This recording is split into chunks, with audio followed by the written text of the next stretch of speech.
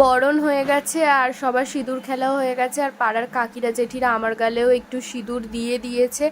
আর ছোটোবেলায় না এই সিঁদুরটা লাগাবো বলে এত এক্সাইটমেন্ট থাকতো, দাঁড়িয়ে থাকতাম যদি আমাদের গালেও একটু সিঁদুর দেয়। আর আমি শুনেছি এই সিঁদুরটা লাগালে নাকি তাড়াতাড়ি বিয়ে হয়ে যায়। তোমরা কমেন্ট করে জানাবে তো তোমরা এরকম কিছু জানো কি না। তা এখানে মা এবার চলে এসেছে, মা এবার রেডি হবে, কারণ শাড়িটা চেঞ্জ করে মা ড্রেস পরবে। আর এই দেখো মাকে কি সুন্দর লাগছে না, কি বলে মা বরণ করে আসলো, এখন মা এমনি নর্মাল চুড়িদার পরবে, মানে এমনি কুর্তি ফুর্তি এরকম কিছু একটা পরবে, কারণ যেহেতু ভাসানে যাবো, এবার যেহেতু মা তো শাড়ি পরে যেতে পারে না, তাহলে আমাদের ভাসানটা একটু দূরে দেবে। আর এই দেখো আমি আর আমার খুব ম্যাচিং ম্যাচিং করেছি। আর এই দেখো আমার টেবিলের অবস্থা দেখছো, এই কদিনে সাজগোজ করেছি এই অবস্থা হয়ে গেছে। আমি গোছাইনি, কারণ আমি জানি যে কি আবার ওই জিনিসগুলো বের করতে হবে ড্রয়ারে, এর জন্য ঢুকাইনি। এর জন্য একবারে আজকে একটু মনটা খারাপ না। যত দুর্গাপূজা একটা আনন্দ থাকে, খুবই আনন্দ হয় দুর্গাপূজা, মানে সেটা বাঙালির, প্রত্যেকটা বাঙালির একটা উৎসব, সেটার জন্য মানুষ 365 দিন ওয়েট করে থাকে। কিন্তু যতই হোক আমরা বাইরে ঘুরতে ঠাকুর দেখতে যাই কিছু, কিন্তু পাড়ায় যখন একটা পুজো হয়, পাড়ায় একটা আনন্দ হয়, ওই আনন্দটাও কিন্তু একটা অনেক, মানে একটা অনেক বড় আনন্দ। আজকে যদি আমাদের পাড়ায় দুর্গাপুজো, তো তাহলে মানে ওই দিকে হয়, কিন্তু হলে যেরকম একটা আনন্দ হয়। তো আমাদের এখানে কালী পুজোটা হয় যেহেতু, আর তার জন্য আমরা খুবই আনন্দ করি কালী পুজোর থেকে মিলে খুব। তো মা বরণ করে আসলে এখন মা কুর্তি ফুর্তি পরে তারপর যাবো। আর আমি রেডি হয়ে আগেই গেছিলাম, কারণ ওখানে গিয়ে ভিডিও করতে হবে বলে, আর এখন একটু গানটা বন্ধ আছে বলে, তার জন্য আমি বললাম যে না একটু ভয়েস ওভারে একটু ভিডিও করি। পুরো ঘর পুরো মেসি হয়ে আছে, তোমাদেরকে জাস্ট দেখাতে পারছি না বলে। আর আমি বাজি কখন ফাটাবো ভগবান জানে, বাজি আমি কমপ্লিট করতে পারবো কিনা। যদি আমি কমপ্লিট, তাও যদিও না করতে পারি, আমি ভেবেছি যে কি সেলগুলো অন্তত আমাকে ফাটাতেই হবে, সেলগুলো না ফাটালে হবে। আমার মা কিভাবে যে কি বলে, কিভাবে গালের ওই তোমার কি বলে সিঁদুরগুলো তুললো, এই মোটেই না। আমার বোন বলছে কি আমি যেভাবে বলছি মনে হচ্ছে আমি কেঁদে ফেলছি। তো চলো তোমাদের সাথে পরে কথা বলছি।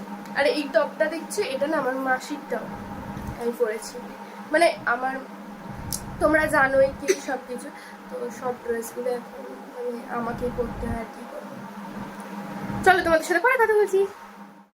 এখানে ডিজে বাজা স্টার্টও হয়ে গেছে, আর সব বাচ্চারা দেখো চলে এসেছে এখানে। বড়রা এখনো কেউ আসেনি, ছোট ছোট বাচ্চারা তারা চলে এসেছে এখানে, সব ডান্স করছে এখানে, দেখো নাচানাচি করছে, লাফালাফি করছে। আর একটা দিদি এসেছিল, তো সেই দিদিটার সাথে দেখা করার জন্যই আমরা এসেছিলাম। তারপর এখানে পালা হলো এবার মাকে নিয়ে যাওয়ার, তো মণ্ডপ থেকে মাকে গাড়িতে তোলা হলো, এবার আস্তে আস্তে নিয়ে যাওয়া হবে বিসর্জনের জন্য। কি খারাপ লাগে না এই জিনিসটা দেখতে, মনটা না খুব খারাপ লাগছিল। আর সত্যি কথা বলতে মায়ের চোখ দুটো দেখলে না আরও খারাপ লাগে, ঠিক বিসর্জনের সময় চোখ দুটো ছলছল হয়ে যায়। আর এই যে শুরু হয়ে গেছে নাচানাচি, যাওয়াও স্টার্ট হয়ে গেছে, সবাই আমরা যাচ্ছি এখানে। আর দেখো সবাই কি ডান্স করাটাই না করছে, আর এখানে আমিও একটু ডান্স করছিলাম। হ্যাঁ, এখানে যেইটুকু আমি ভিডিওতে দিয়েছি আমি ওইটুকুই নেচেছি, এর বেশি নাচ করিনি, কারণ আমার খুব পেটে পেন হচ্ছিল, মানে আমি জানি না কেন। আর আমার একটুও ভালো লাগছিলো না, শরীরটা খুব খারাপ ছিল, কারণ তোমরা জানোই যেহেতু গত কদিন ধরে আমার খুব জ্বর ঠান্ডা লেগেছে, আর খুব শরীরটা খারাপ, খুব আমি দুর্বল, তার জন্য আমি বেশি ডান্সও করিনি। এই যে যেইটুকু ভিডিওতে দেখছো আমি ওইটুকুই ডান্স করছি। আর আমার পেটে প্রচণ্ড পরিমাণে পেন হচ্ছিলো, আমি ডান্স করলেই আমার পেটে খুব পেন করছিল। তার জন্য একটু পাড়ার পাশের বাড়ির একটা বোন ছিল, ওর সাথে ওকে বললাম যে কি একটু ভিডিও করব, তো একটু এই গানটাতে একটু ডান্স করি। আর এখানে কি গান হচ্ছিলো জানো, টুম্পা সোনা। তো এটা তো হবেই হবে, ভাসান মানে এই গানটা নাচ না হলে হয়। এই গানটা এত ফেমাস হয়ে গেছে, আর দেখো পাড়ার সবাই নাচ করতে করতে যাচ্ছে। আর পিছনে রয়েছে ওই যে আমার বোন, পাড়ার ছোট ছোট বাচ্চারা রয়েছে পিছন দিকে, মহিলারা সব কাকিরা জেঠিরা সবাই রয়েছে। আর কয়েকজন ছেলেরা গেছিলো, ছেলেরা সেরকম কেউই যায়নি, পাড়ার কয়েকজন কাকুরা গেছিলো, সেরকমভাবে কেউ যায়নি। তো খুবই মজা হচ্ছিল, এখানে আমরা যাচ্ছিলাম নাচ করে একদম ঘেমে একাকার হয়ে যাচ্ছে, কিন্তু না, নাচ বন্ধ দিলে হবে না, নাচ করে যেতে হবে। আর এই দেখো এখানে কে নাচ করছে, এটা দেখতে পাচ্ছ, ওই দেখো আমার মাও নাচ করছে পাড়ার কয়েকজন দিদি আর কয়েকজন কাকিদের সাথে। তারপর আমরা প্রায় চলেই এসেছিলাম কাছাকাছি যেখানে বিসর্জন দেওয়া হবে, আর তখন প্রায় বাজে 12টা বেজে গেছিলো। আর এই যে মা আগে আগে যাচ্ছে আর পিছনে বক্সগুলো যাচ্ছে আর সবাই নাচ করতে করতে যাচ্ছে। তারপর ভাসান দেওয়ার পর বাড়ির দিকে আসছিলাম, আর দেখো কাকুরা কীরকম ঝুলে ঝুলে আসছিল মেট্রো গাড়ির পিছনে। আর যখন মাকে বিসর্জন দেওয়া হলো তখন না ডাকা হয়নি, এর জন্য আমি ওই ভিডিওটা নিতে পারিনি, আমার এত খারাপ লাগছিল।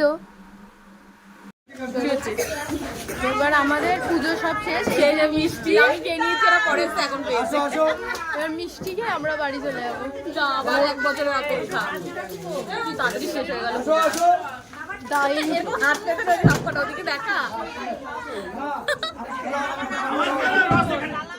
বিসর্জন দিয়ে চলে আসার পর যখন এই জায়গাটা তাকালাম, দেখো একবার কিরকম ফাঁকা হয়ে গেছে, কি খারাপ লাগে না দেখতে, সত্যি দেখলেই মনটা খারাপ হয়ে যায়। আবার সেই 1 বছরের অপেক্ষায় রইলাম আমরা সবাই, আবার এসো মা।